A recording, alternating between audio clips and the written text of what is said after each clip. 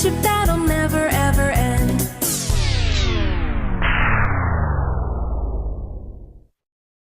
Run!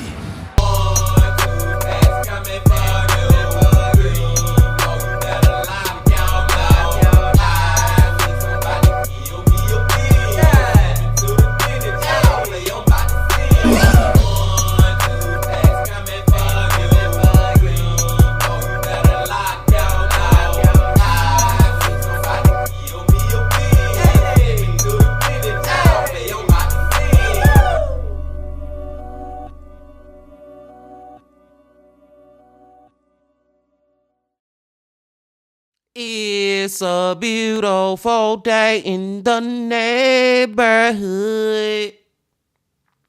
Reaction Beanie 498. Chat in that neighborhood. My brothers and sisters. Before we get into the video, y'all, man, I just want to say I thank and appreciate every one of y'all that be hitting that like button. You know what I'm saying? Because I feel like y'all, for the amount of views that we be getting over here on our channel, we get a pretty good and decent amount of likes. You know what I'm saying, man? So just thank y'all for that. Y'all make sure that y'all keep in that like button so YouTube can keep pushing our videos out to more and more people, and more people can come over here and join the Bean team. But I digress. Today, it is Friday, my brothers and sisters. So y'all know who we're about to go back to. Adrian from Coffeehouse Crime. Back to the coffee man, y'all. And the title of the video is The Obsessive Simp That Murdered His Family for a Model. This is just so like, from what the title telling me is, this dude fell in love with this model or became a simp of a freaking model to the point where he would put her before his family, to the point where he will kill his family to maybe be with her or something. I don't know that part of it, y'all, but I'm just saying, man, this man killed his freaking family for a complete freaking stranger. You know what I'm saying? Like, this is gonna be one of those ones, y'all. This is gonna be one of those ones. We've been watching some great videos over here this week, and we about to watch another one right now. But before we watch it, my brothers and sisters, y'all know what y'all got to do. Get whatever you may need. Get what you need, please. We back to Adrian from Coffeehouse Crime. Y'all got what y'all need. Y'all ready to go? Then let's go. This is Gran Tomato, and after losing his job by illegally administering anesthetic to his patients, he would go on to spend more than $300,000 of his own family's money to simp over a cam girl. It took several weeks for his parents to realize his grave actions. However, by then, it was already too late. And just like that, they had lost decades of savings to an out-of-control obsession. Grant was effectively grounded as a result. Sadly though, unhealthy minds often come with unhealthy decisions. And this unhinged and balding young man would react in the most gruesome of ways, that being murder. So, how did an intelligent and well-nurtured young man turn into an obsessive killer? What did he do to his family? And who exactly was Sylvia? Welcome back to Coffeehouse Crime, folks. My name is Adrian, and today we're looking at the infamous case of Gran Tomato. The world of obsession and addiction is a very sticky place to be and can disrupt many people and their lives. And sadly, Grant very firmly fit into both of these categories, and it would cost his family their lives. By the way, I post stories like this up to 2 times a week here, so if that does sound like your kind of thing, please consider subscribing. I really do appreciate it. And before we get into this story today, here is a quick minute from this video's sponsor, Audible. With spring now here, Coffee man will hit commercials, but dude, like, as soon as I heard the $300,000 part, he gave a freaking stranger that he only see on the internet, a cam girl, $300,000, my brothers and sisters. And then what it sounded like is he got mad about it when his parents cut him off from doing that craziness. So he decided to kill him. Like, dude, like, come on, man. Like I be saying, y'all, is this life? Yes, it is. I digress. Let's take it back. Let's take it back one more time. I want to be sure. and let's go. Thank you to Audible for sponsoring this video, and to you folks for supporting us content creators. And now with that said, please grab yourself a coffee and let's caffeinate while we investigate. This is the case of Gran Tomato. Get whatever you may need. Welcome to Seminole, folks. Now, something tells me this won't be the only time we visit this city this year, so keep your eyes peeled on that one. Anyway, the warm city of Seminole, which is home to 20,000 residents, hugs Tampa Bay. The council has a very exciting fact sheet about this place. For example, did you know that it has an elevation of 36 feet? Riveting. Seminole is a sleepy city with not a lot to do. However, in 2019, when cops were called to do a welfare check at the Amato residence, that peaceful silence was disturbed by a terrible tragedy. The morning of January the 25th, 2019 was much like any other. The air was brisk, and officers assigned to conduct a welfare check at that residence noted nothing unusual as they approached the Amato home. When two officers knocked on the front door, they were met with a deafening silence, and after finding all entrances locked and no response from the family inside, they decided to force entry into the property. Concern manifested itself into shock and horror in an instant, and that's because, after making their way inside, officers found Chad Amato in a pool of his own blood. He had been shot and was sprawled on his back on the family's kitchen floor. Next, the family's middle son, Cody, was found dead nearby, and moments later, officers also saw his mother, Margaret, sprawled on the desk of the family's office room. No surprise, she too had suffered the same fate. It appeared that the Amato family of 5 had been targeted for homicide. Whoever their assailant was had successfully murdered 3 of them, leaving only 2 of their sons behind. Another big story tonight, a family, Crazy. a mom, dad, and adult son, all murdered inside their home. And tonight, the person of interest, the other adult son, according to deputies, is no longer in custody.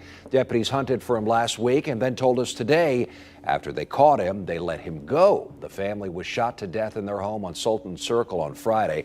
That's in Chuliota in southeast Seminole County. News 6's Jerry Askin is live tonight at the Seminole County Sheriff's Office working to get results for neighbors who got lots of questions and concerns tonight. Jerry? Eric, yeah, it's just an awful story, and like I said, it's a murder mystery, and right now we're asking deputies here in Seminole County to clarify more about who shot this mother, father, and son, leaving them all dead, and why. All as right now there's a new twist in this case, and many neighbors, as you can imagine, have lots of questions. The discovery was terrible news to the local community, and of course, the big question on everyone's mind was, what exactly led the Amato family to such a grisly end? Neighbors and friends alike claimed that the Amatos were extraordinarily peaceful people, and that, furthermore, they had no enemies in the local or wider area.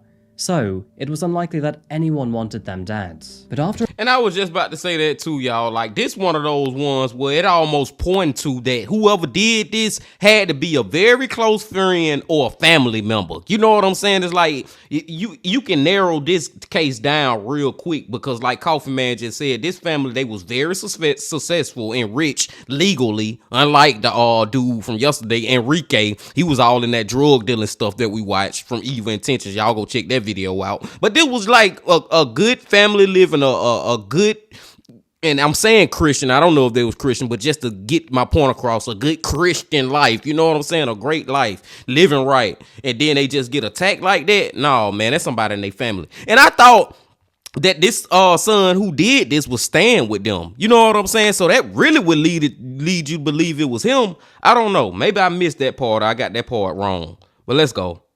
After investigating the home, detectives realized there was one person missing from that family, and that was the youngest son, Grant. Which made no sense whatsoever, because Grant was more the stay-at-home type of person.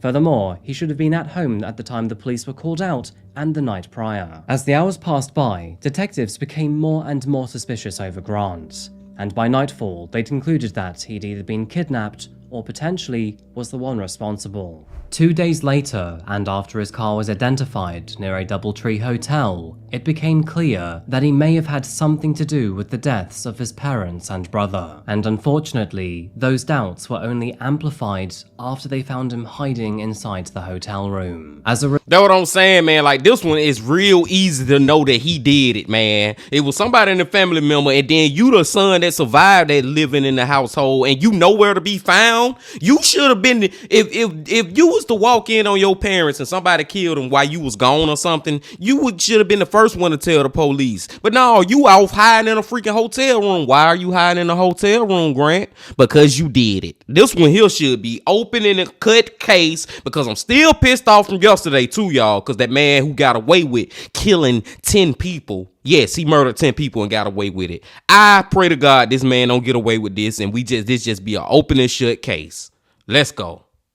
Result, officers stormed the room, but only after setting up various defense points around him. And after answering the front door, he was dragged outside and handcuffed before officers checked inside the room. Grant was polite and cooperative with officers, even suggesting that they should check his room for any weapons or lethal armory. After a check and a quick chat, he was then taken in for questioning. And the following interrogation, investigation, and eventually trial would reveal a depravity that no one thought Grant was ever possibly capable of. But first, before we get into that, let's wind the clocks back. Who precisely was Grant Amato? What happened on that fateful day back in January 2019? And what could have possibly pushed a son to the brink of such violence against his very own family? Chad and Margaret Amato lived the family dream with their 3 sons in Seminole County, Florida. Jason, Cody, and Grant, oldest to youngest in that order, were all well-mannered boys while growing up, and the family did seem to coexist peacefully. As for Chad, he was a modest, humble man who always put his family first. He was intelligent, driven, and a very quick thinker, and as a pharmacist, he was known to have a vast and comprehensive knowledge of medicine. Colleagues described him as an easygoing and pleasant man to work with. Chad was also very business and tech savvy, knowing his way around computers and personal finance. The gentleman worked hard every day for his family, and with a little bit of dedication and determination, he would eventually put away hundreds of thousands of dollars in their savings account. As for Margaret, she was a senior operations manager, and while she did excel at her job, her personality really shone through with her work outside of the office. She always cared almost to a fault, and chose to see the best in people no matter what the circumstances. This culminated in her rescuing an abandoned and abused horse named Lady in the year 2008. This was no small undertaking for her. It was obvious that previous humans had both scared and scarred the horse, but Margaret, she tried her very best to care for it. She would go on to rent a nearby stable for Lady and would visit her every single day. With patience and persistence, they slowly bonded over the years, and by the year 2018, Lady was a completely different horse. Margaret's personality was, quite simply, never short of compliments, and her kind-hearted nature, coupled with Chad's calm and collected attitude, created the perfect home for 3 boys, and together they flourished. Even Jason, who was the eldest and was born from a different marriage, got along very well with his half-siblings. As for the 2 youngest, Cody and Grant were very close over the years. Grant looked up to Cody immensely, and they were genuinely inseparable. While some older brothers can take their younger siblings for granted, find them annoying, or even bully them, Cody took his brother's admiration in his stride. The 2 shared a passion for video games, anime, and Japanese culture, and if Cody ever got into something, Grant would quickly follow in his footsteps. First it was gaming, and then it was weightlifting, and finally it was university. Now, joining the weightlifting team motivated both brothers to become health conscious, and soon enough, they decided to follow health into a career. As for the field of study, they both eventually decided on nursing. Their dual decision was met with much praise from their parents. Both Margaret and Chad were pleased that their sons had chosen a respectable career path, and both of them were very excited to see where this next chapter of their lives would take them. I mean, it's just so crazy, y'all, because it just seems like the whole family life just going so great. You know what I'm saying? From the mama and the daddy, the successful life they having with their careers and everything. Then they raising the 3 boys up in a great house home. They not hurting for nothing. You know what I'm saying? They got food on the table and clothes on their back and a roof over their head and everything all good. The kids grow up. They doing good. They real close. You know what I'm saying? It's a tight-knit family. The 2 brothers, they go off and become nurses together. Everything all good up to this point. These dudes are grown ass men now. And then just like that, it's just gonna fall all apart, man, from Grant. It's just like, and that's one thing that is real talk, y'all. And I know some people may not want to hear it, but it is real talk, man. You can raise your freaking kids to be the best they can ever be, but you never know. You might be raising a killer. I'm not even trying to be funny when I say that, my brothers and sisters. I'm serious, man. You never know what type issues people have. Some people just have issues, man. I don't know, but let's go. However, sadly, this is where a separation between those 2 brothers would begin. While Cody would sail through school with flying colours, Grant was not so much the academic type, and so for the very first time, he would fall behind his brother's footsteps. So, after nursing school, both Cody and Grant decided to pursue further education by studying to become anaesthetists. But unfortunately, Grant could not pass one of those exams, and so eventually he would fail school altogether. Now, despite this incomplete degree, he was still able to find work within this sector, but of course, he was not making anywhere near as much money as his brother Cody. As you can imagine, this change in career path was sure to leave Grant with a rather large inferiority complex, and furthermore, it would mark the beginning of terrible confidence. It was while he was working for Advent Health in Orlando that Grant made a decision that would ultimately lead to his termination. In June of 2018, Grant's co-workers found 8 empty vials of the heavy sedative propofol. It was noted that this had not been ordered by any of the working doctors in the 2 rooms that Grant was tasked with overseeing. Now, propofol, which is the drug famously known for killing Michael Jackson, is no joke. But you would be forgiven for thinking that Grant's answer was, as after being questioned, he admitted that he administered the drug to patients who seemed if they were not adequately relaxed. As a result, the hospital immediately fired him before involving the police. No surprise, but Grant was therefore arrested on the grounds of grand larceny for stealing and administering $2,000 worth of propofol. Now, thankfully, his older brother Cody, who was making a substantial income at this point, saved the day by offering to pay over $8,000 for Grant's legal fees. In the end, I don't know, y'all. I don't know, man. That kind of sounds like a little attempted murder to me. You giving these people propofol, and I never knew the name of that, or I forgot about it. But the same thing that freaking killed Michael Jackson, even though he got overdosed on it. But I'm just saying, man, you giving these people something that they're not consenting to, they are not agreeing to. You know what I'm saying? And you just giving it to them, and it can possibly kill them in a roundabout way, my brothers and sisters. That sound like attempted murder. I'm just saying.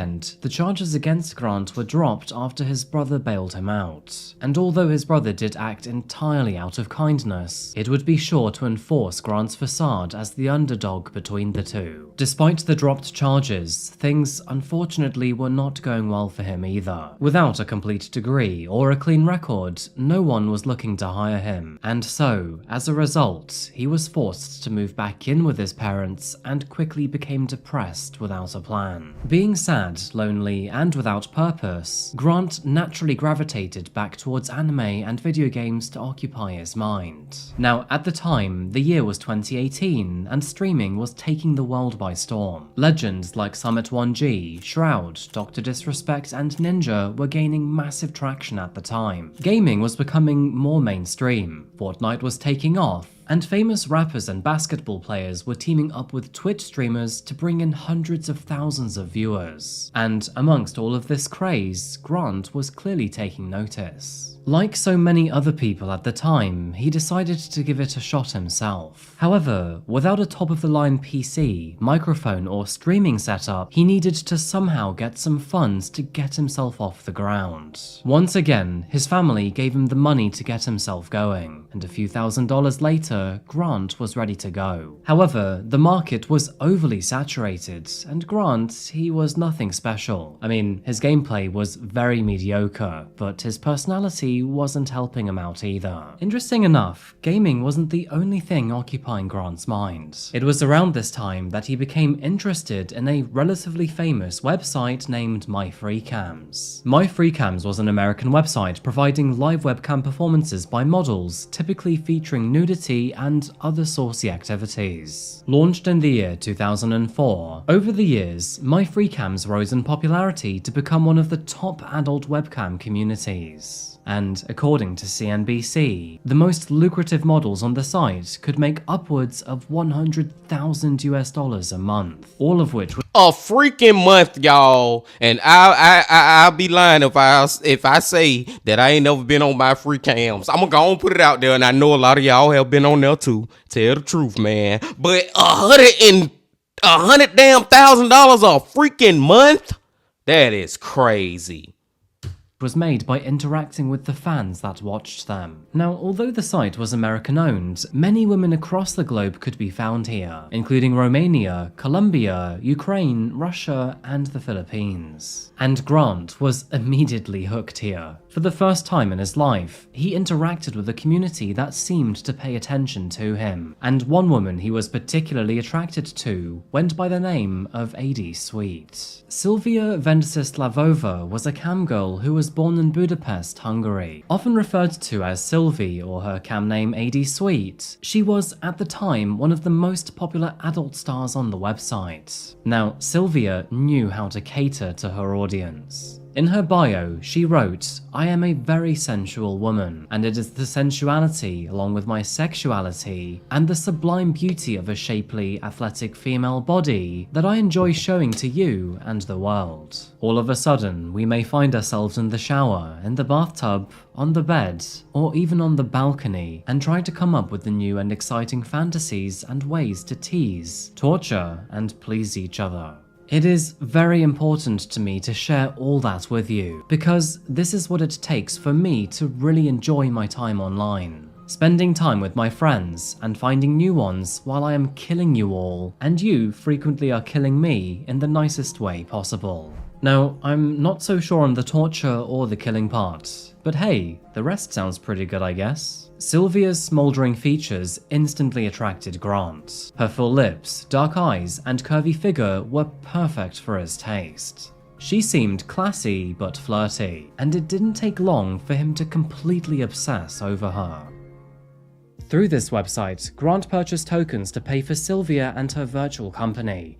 Every night, he would spend hours in this chat room, and would spend thousands of dollars to watch her chat, striptease, and do other things on camera. Now, anyone watching Baby Reindeer on Netflix will feel very similar vibes here, but Grant created this fake persona that he was a wealthy and successful content creator. In reality, he was far from that. Grant would also shower Sylvia with plenty of gifts and attention, which cost him eye-watering amounts of money. Honestly, this guy was totally cooked on her sex appeal. Now, remember here, but at the time, Grant was not only unemployed, but making no money whatsoever. And so, all of that money that he was funneling towards Sylvia was actually coming from his own family's bank account. Now, you may be wondering how Grant was getting away with this for so long. And quite honestly, I'm not actually sure. But he did say to his parents that apparently he was spending all of this money on his own content creation and building up that career, when in reality, all he was actually doing was spending it all simping on Sylvia. The amount of money that he was spending was absolutely insane. And by the time that his parents actually found out, he'd spent more than $200,000.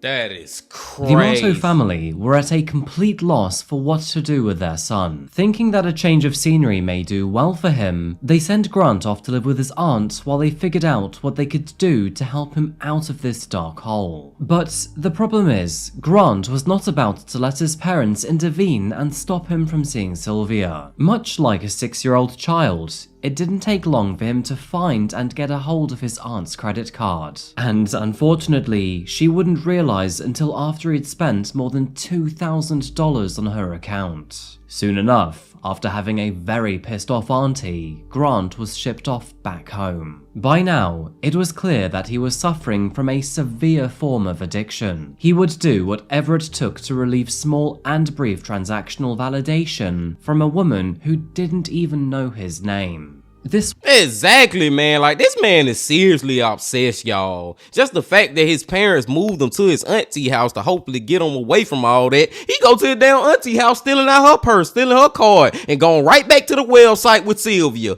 Sylvia, take my mama money, my auntie money too. Take my mama, my auntie, my daddy. You can take any money in the world, baby. I just need to see you, even though we never even freaking met in real life. That is freaking crazy.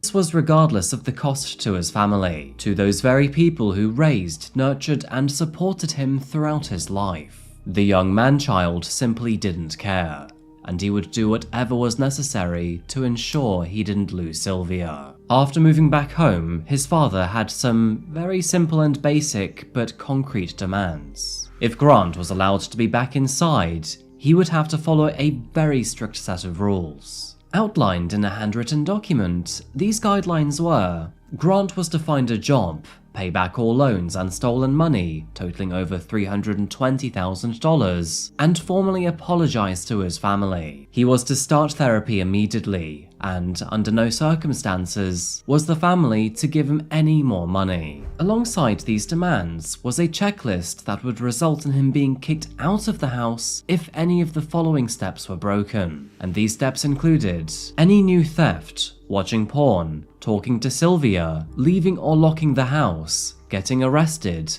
committing any crimes, or, last and most importantly, abusing the family. Emotions, love, trust, or physical. This man, after not only providing for his family for his entire life, but also saving money and helping them through their education and beyond, was putting his last effort into his extraordinarily dysfunctional son. The guidelines ended with one paragraph, detailing what would happen if Grant betrayed his father's trust or broke any of the rules. You will be arrested, sit in jail with no bail, public defender, no paid attorney. You will serve a prison term or parole and reside in a shelter or homeless shelter. You will never be allowed back into the family. The document ended with a final, no key to the house until further notice. Now, admittedly, this document may seem severe or even draconian at first glance. However, let's not forget what it took to get here. Before Grant was allowed to move back in, he was enrolled into a rehabilitation clinic to help manage his porn and spending addictions, costing the family a further $15,000. During this time, Chad took it upon himself to contact Sylvia. Quite nobly, he didn't want any reimbursement from her. Chad simply wanted to set the record straight and have his son helped. He further highlighted to Sylvia that his son was not a wealthy gamer and had no massive online following. The only thing he was doing was stealing money and harming the family. Once Grant returned home from the clinic, things did seem to be going well, at least for the first few days. I mean, sure, there was tension in the air, but none of those rules had been broken. Tragically, though, this was all about to change. You see, Grant's mother was always the sympathetic type, and she could clearly see how much her son was emotionally struggling. And so, in a moment of weakness, she gave him her phone so he could contact Sylvia on Twitter. However, this was not okay in Chad's books. He had very strict boundaries to maintain, and if he ever let them get encroached, he would be setting a bad example for him and the rest of the family. But my problem with this, y'all, and I get what his father trying to do by setting those boundaries. But I just feel like, bro, you setting boundaries that's bound to be broken. You know what I'm saying, man? All those different rules and stuff, you know he not going to abide by all that. You know at some point he going to break a rule. One of those rules, you got a lot of them. You know what I'm saying? And it's just crazy that his mama helped him break the rule. His mama literally got him back in contact with Sylvia after Sylvia then calls y'all over $300,000. Crazy. That's another crazy part of this story. It's just crazy. And so, with that in mind, he kicked Grant out of the property. The news devastated Grant. Yes, he had abused the love and support provided by his family, but he simply could not fathom this loss whatsoever. And now, without a home or any money, what was he possibly going to do? Now, it's safe to say that Grant had become a regular offender of bad decisions, but tragically, he was yet to make the worst one of his life.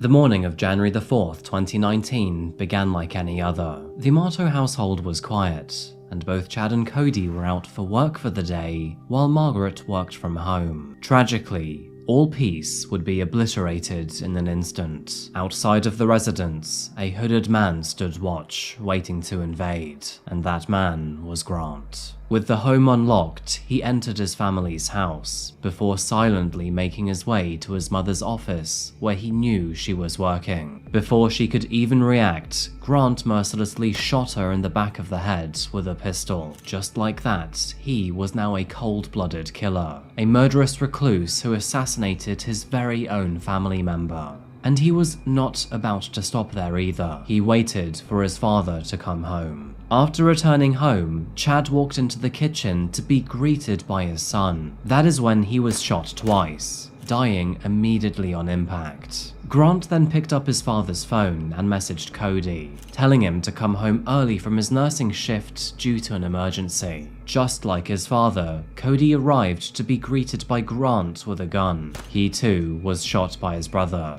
being left collapsed on the floor. Before leaving the house, Grant then attempted to make the crime scene appear as a murder-suicide, placing the gun near his brother's body as if he was the murderous monster. He then left them alone in the cold, dark home.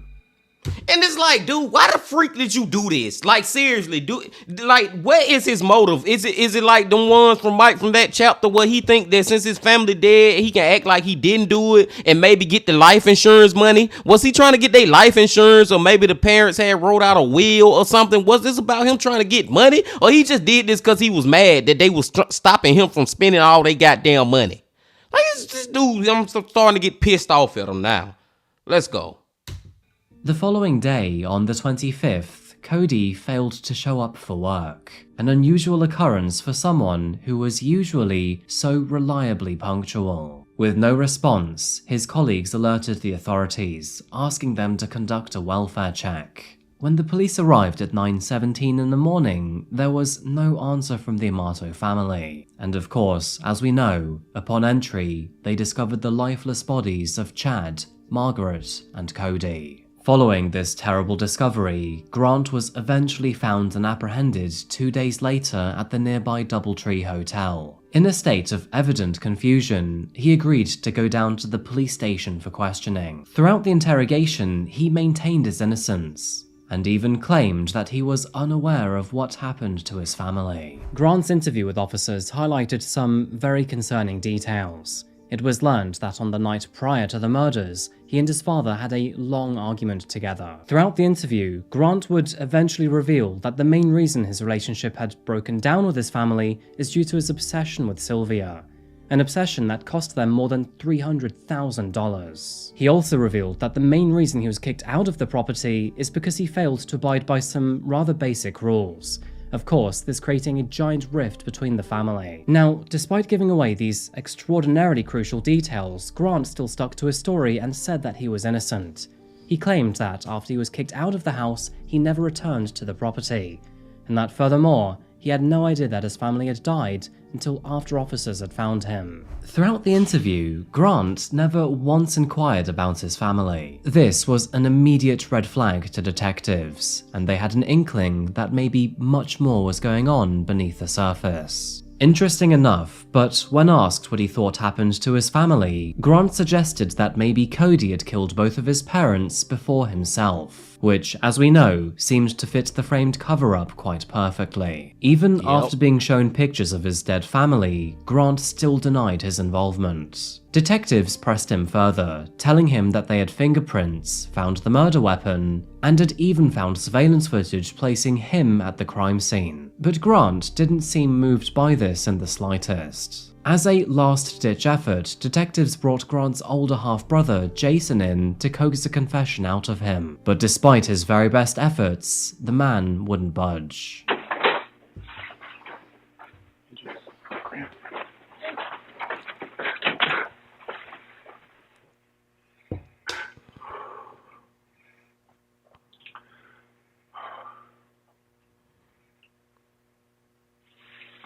Alright, so I take it you know what happened.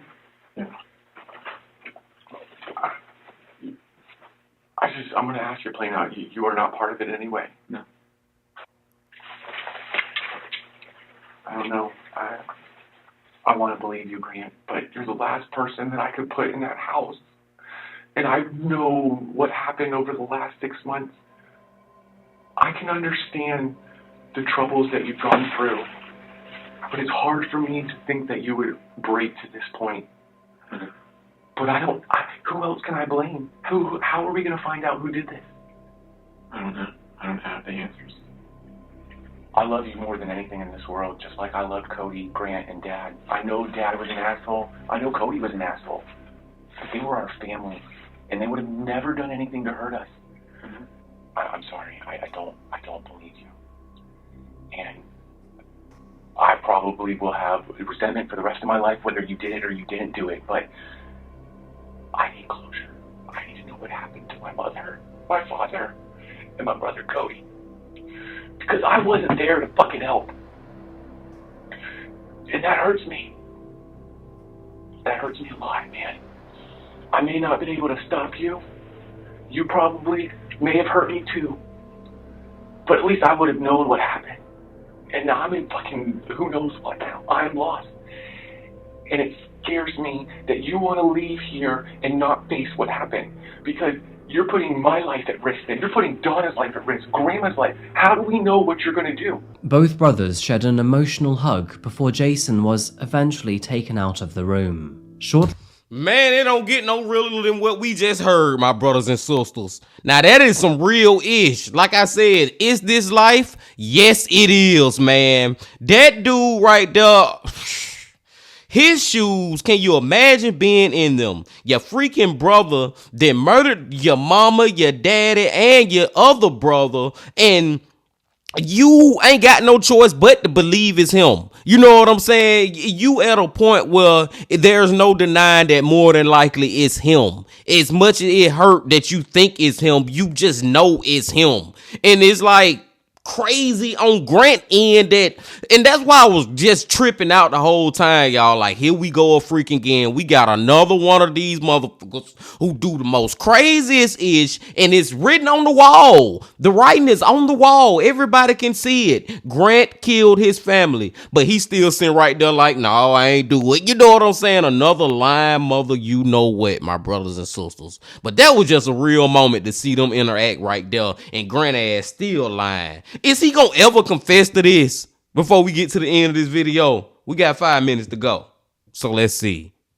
Quickly after that, Grant himself was then let go and allowed to walk out of the police station as a free man. However, as detectives began to investigate into the case further, they realized that Grant's story did not match all of the cold facts. Furthermore, he was still withdrawing cash from his family's bank account and talking to Sylvia. And so, 2 days later, and back at the hotel where he was being watched, officers finally arrested Grant on charges of first-degree murder. His bond was then posted at $750,000. 2 months later, on July the 15th, 2019, his trial was officially underway. The prosecution opened their argument by breaking down Grant's obsession with Sylvia and his motivation for murdering his family. When his parents found out about his relationship with Sylvie and the tremendous amounts of money he was spending on her, they contacted her and effectively ended the relationship for him. Grant was furious with his family for ending his world, and as we know, his blind obsession with Sylvie led him to murder all 3 of them in cold blood. They also spent considerable time highlighting the many inconsistencies in the crime scene. It wouldn't take long for crime scene analysts to conclude that Grant had staged the entire thing. For example, the holster placed on his father's hip was for someone with a dominant hand opposite of Chad's. Sickeningly, they would also conclude that Grant had used his dead father's finger to open his phone and then wire money to himself so he could keep talking to Sylvie. However, on the other hand, Grant's defense team argued that there was no evidence that placed him at the crime scene. They also criticized the detectives who interviewed Grant for lying about the evidence they had against him. And as for using his older brother as a way to manipulate a confession out of him, Well, apparently that was just dirty. In the end, Jason would emotionally testify against his brother. He spoke of the pain that Grant caused the entire family, and how his callous attitude and unstoppable addiction resulted in the destruction of the Amatos. No surprise, this entire case was a slam dunk in court, and Grant was found guilty on all 3 counts of murder and therefore sentenced to life for each. Now, the death penalty was sought against Grant for his heinous crimes. However, the jury did not grant it. Instead, he was sentenced to life in prison without the possibility of parole. The Amato family truly were living the American dream. And despite their youngest son's troubles, they were successful and kind and prioritized their family. And even when pushed to their limits, they still did everything they could to help Grant get the help he needed. In the end, Grant chose to pay them back with unspeakable violence. His father's patience, mother's kindness, and brother's unending love and support ultimately meant nothing to him, which, even to this day, is quite honestly utterly unfathomable. The murder of Chad, Margaret, and Cody will forever stand as a testament to how far some individuals will go when their addiction is challenged. Grant Amato, unable to face what he perceived as his world crumbling down around him, chose to avenge the very family that supported him no matter what. A very sorry and sad story, and one with barely any lesson to learn from whatsoever.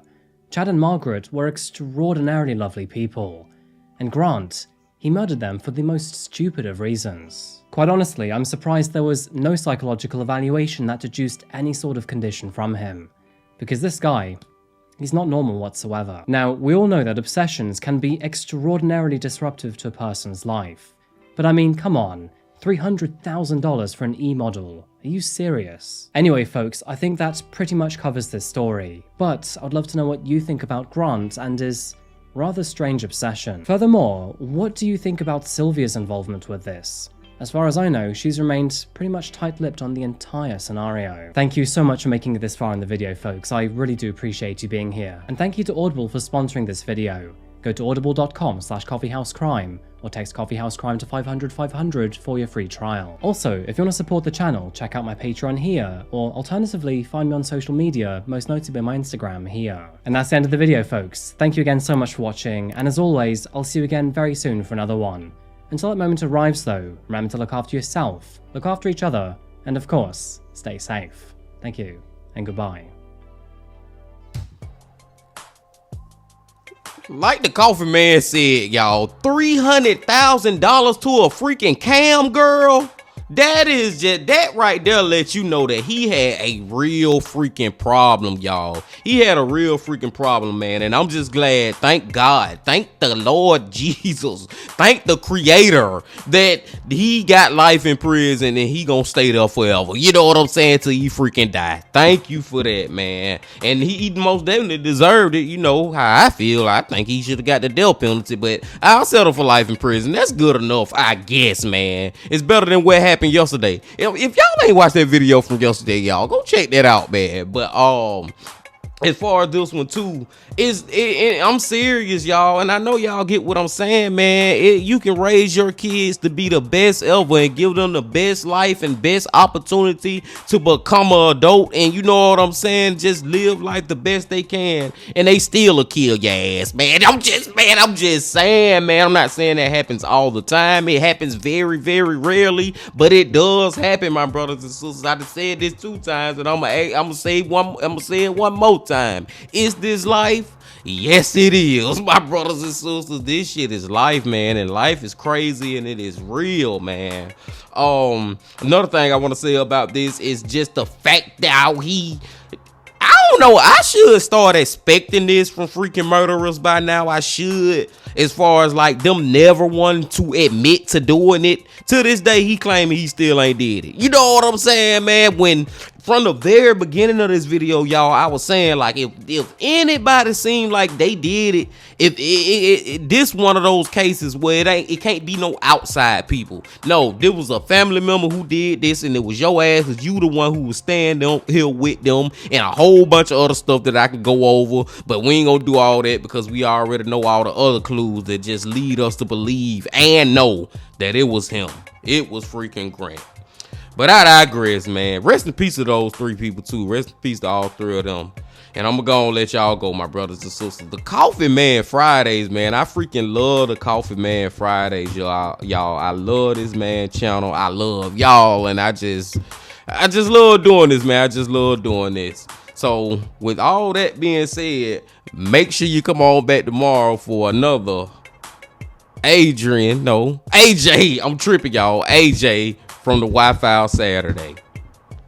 But until then, my friends, y'all make sure, because I ain't said this yet, I'm tripping at the end of this video, y'all. Y'all make sure that y'all hit that like button, y'all comment, subscribe, and do all that. If you ain't did that yet, let me get back on track.